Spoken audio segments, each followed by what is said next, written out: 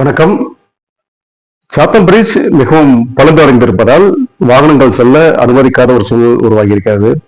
இதனால் பொதுமக்களுக்கு மிகவும் ஒரு சிரமம் ஏற்பட்டுள்ளது.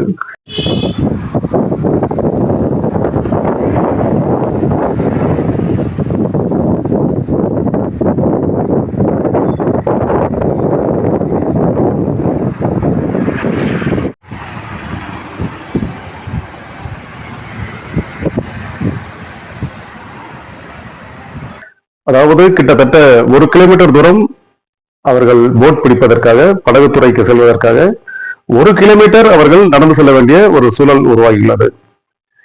இதை கண்டித்து நிறைய அரசியல் கட்சி தலைவர்கள் இதை கண்டித்து பேசி வருகின்றனர். அதாவது சரியான ஒரு தீர்வு அந்தமான் நிர்வாகம் இன்னும் சரிவர ஒரு நடவடிக்கை இன்னும் எடுக்கப்படவில்லை. அதாவது என்னவென்று கேட்டால், இப்ப தற்போது நிறைய அரசியல் கட்சிகள் இதை குறித்து கண்டனம் தெரிவித்துள்ளனர்.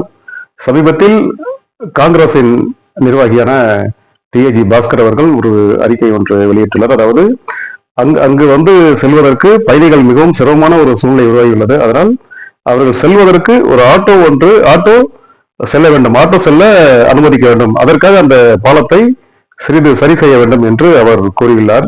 இது தவிர கடந்த 2 தினங்களுக்கு முன்பாக கம்யூனிஸ்ட் கட்சியினரும் ஆர்ப்பாட்டம் செய்துள்ளனர், போராட்டம் செய்துள்ளனர். அவர் என்ன சொல்கிறார் என்றால், அந்த பாலத்தை விரைவில் சரி செய்ய வேண்டும் என்று கூறியுள்ளனர். பல பேர் இதை கண்டித்து ஆர்ப்பாட்டம் போராட்டம் செய்து வருகின்றனர். ஆனால் நிர்வாகம் இதற்கு எந்த ஒரு பதிலும் தெரிவிக்கவில்லை என்று சொல்லப்படுகிறது. விரைவில் இதற்கான ஒரு தீர்வு கிடைக்க வேண்டும் என்று பொதுமக்கள் கூறி வருகின்றனர். முக்கியமாக பம்பு பிளாட் செல்லுபவர்களும் பம்பு பிளாட்டிலிருந்து இங்கு போர்ட்வேருக்கு வேலைக்காக வருபவர்களுக்கும் இந்த பாலம் ஒரு மிகவும் ஒரு உதவிகரமாக உள்ள ஒரு பாலமாகும். இந்த பாலத்தில் எதுவும் வண்டி செல்லாததால் மிகவும் அவர்கள் ரொம்ப கஷ்டப்பட்டு வருகின்றனர் என்று சொல்கின்றனர்.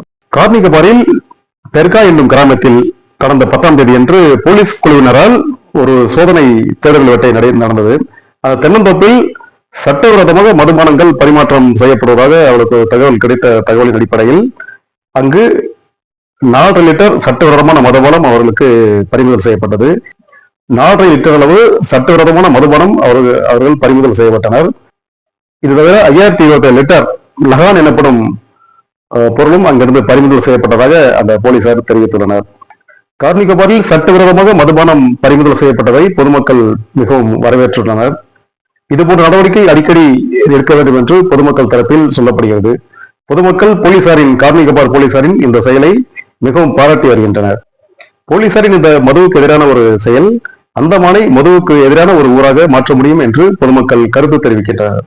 நன்றி, வணக்கம்.